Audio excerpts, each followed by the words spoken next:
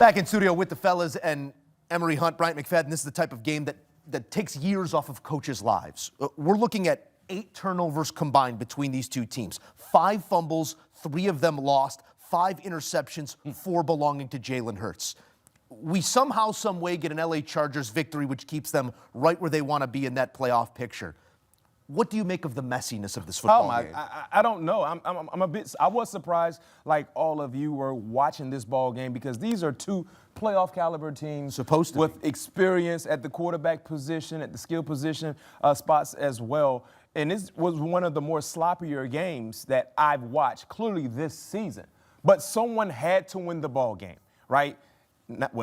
Had to win. It almost ended in a tie. But we did have a winner. And it was all about the Chargers defensively, making the necessary not just stops, but game-changing plays that led to them winning this ball game. Because I can tell you this much, I love the fight from what I saw from Justin Herbert, but their offense, they need to get better, especially at the offensive line. I mean, he was sacked 7 times. Outside of the 7 times when he was put to the ground, he was harassed. He had to make people miss. He never got comfortable. But their defense, man, I was really impressed and pleased from what I saw with the Chargers defensively, because of what they did. They were able to prevail and come up with a huge, big-time win. Too often we see defenses play reactionary, but this team was instinctive and they reacted on what they saw.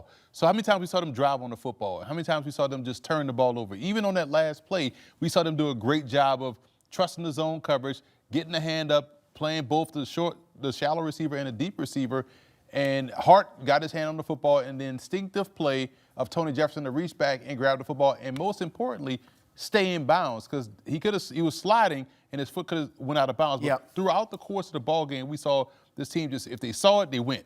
They didn't wait. It wasn't hesitant. And that right there is the difference between making game-changing plays. Credit to the LA defense, definitely. I think some credit due to the Philly defense for keeping their football team in this game as well. They limit Justin Herbert on 1.5 hands to 12 of 26 for a $139. It felt like 1 fewer mistakes for the Chargers was the winning formula in this game. Let's go to that final mistake here by Jalen Hurts, because all season long, we're talking about a team that's finding a way to win because Jalen Hurts is able to limit turnovers.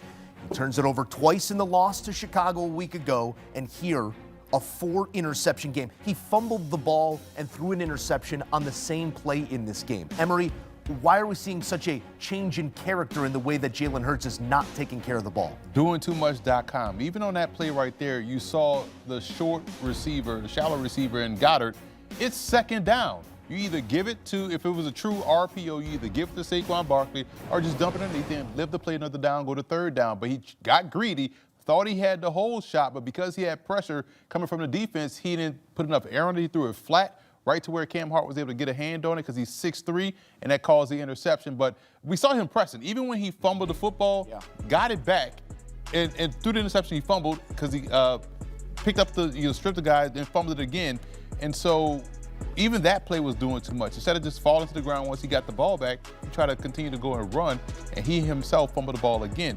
But we've seen this all kind of ways from him, even on that one. That was a forced throw. He threw it right to number 91. This is the play we were talking about, where doing too much on all of those things. So I felt like Jalen Hurts was pressing, and those plays helped the Chargers not only get back into the game, but ultimately win the game. We're getting further from an identity for this offense right now, Mac, because it was first A.J. Brown's not getting the ball enough. They're not targeting players downfield. Then it was Saquon Barkley not getting the run blocking he needs in front of him. They find a little productivity for Barkley in this game, a couple drop passes down the field for A.J. Brown, but the identity rooted in the fact that the quarterback takes care of the football. What are the Philadelphia Eagles offensively? They have no identity. Even watching tonight, guys, when they got some positivity going, it was hard. There's no smoothness in their offense. They have too many superstars on their offense for them to have the difficulties in what we're seeing. Think about how they started the ball game. The very first drive, a deep shot down the football field, the lack of connection. That was the storyline for the entire ball game. Yes, we saw A.J. Brown heavily involved, but in terms of the splash plays, there's no rhythm. There's a disconnect with the quarterback and Jalen Hurts. For whatever reason, he wasn't seeing the football field well. And I understand Saquon Barkley ran for over 100 yards, right? But you talk about finishing the game with 122. But remember, 52 came on the fake tush-push toss.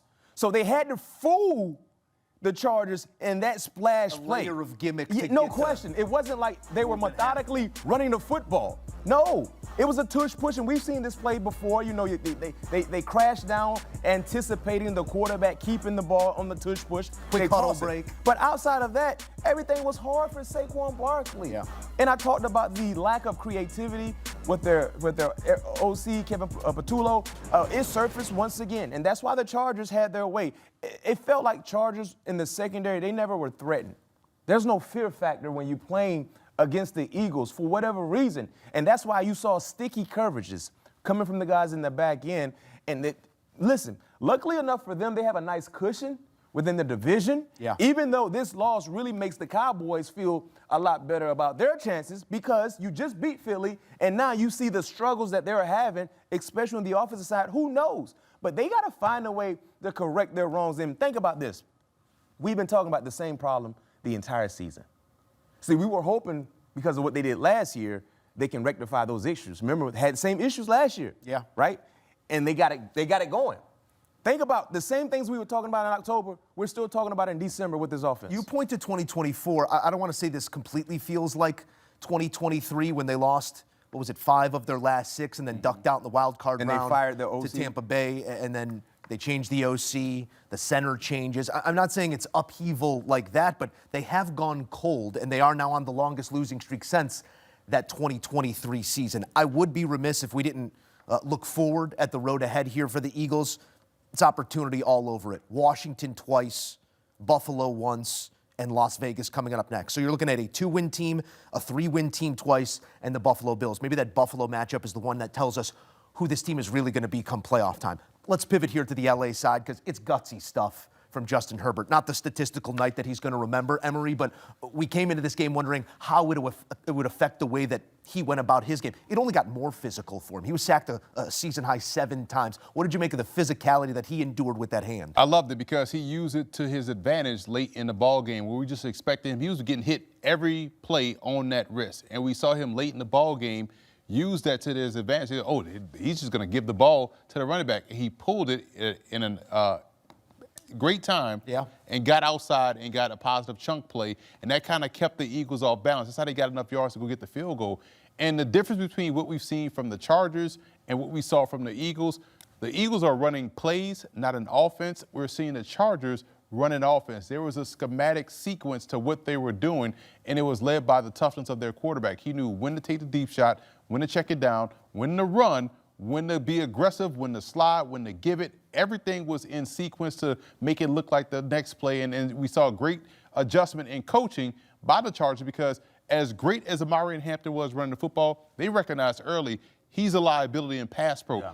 Kamani Vidal, yes, we have you returning kicks. We know you can run the football too, but you probably are our best in pass pro. So get in there and you have to go the distance. And so they changed that right on the fly and didn't let a bad play linger or didn't do things that ultimately cost them the game. That helped them win the game so the Eagles defense couldn't get back in it. So the coaching on top of the toughness, on top of the reactionary skills, it was a complete team win for the Chargers. This was the gutsiest performance I've seen from Justin Herbert, I think, in his career.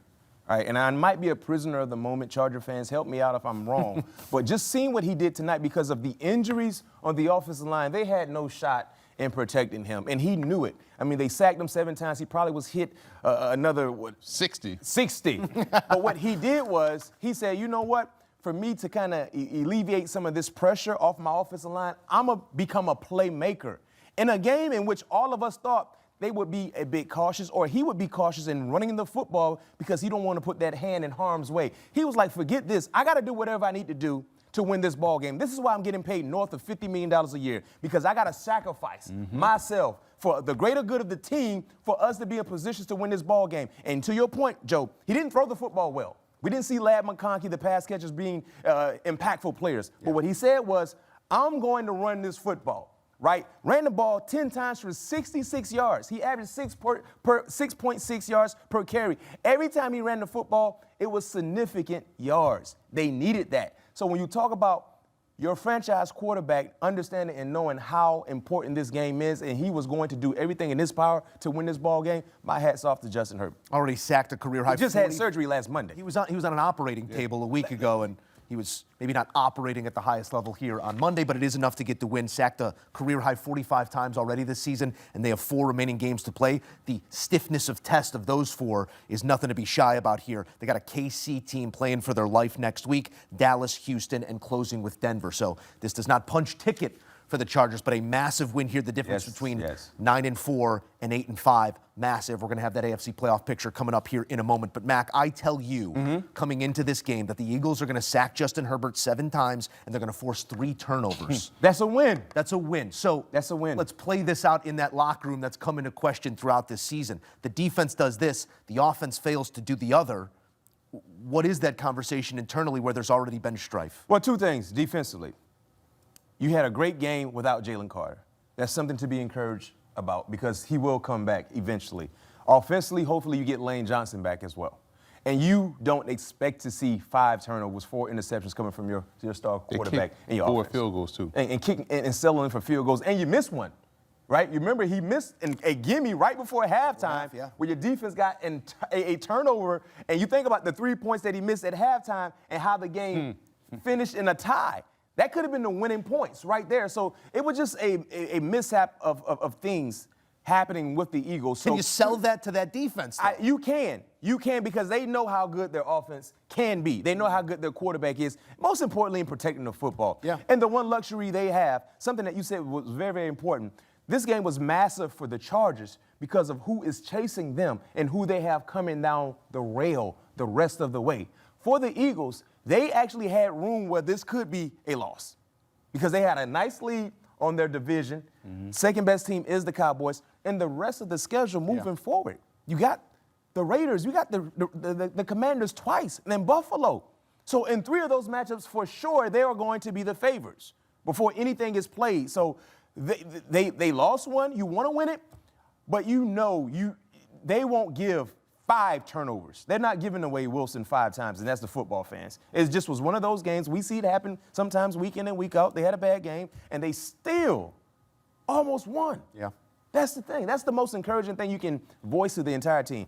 Look how bad we played, and they had to beat us in overtime. In order for that to ring true, they have to come out in their next game and completely dominate from start to finish to leave no doubt because the way they played tonight, the way we've had these questions all season long about Philadelphia, who's to say they wouldn't go out there and lose to a Raiders or Washington or anything like that? So I expect to see the Eagles come out and play the best game they've played all season long next week because they have to, because you can't tell that defense for long-term success, hey, we can go run it back if we can't get this done like we did last year. You know, most times you love to get back to the good graces of home, but those Philly fans, you almost want to be in Las Vegas to try and exercise those demons because if that first drive doesn't end in a touchdown. We saw that when they played the Bears. Boy. Like, first incomplete pass, the boo-boos are out. 3 consecutive losses for the first time since 2023, Dallas, Chicago, and now a heartbreaker here in overtime to the Chargers.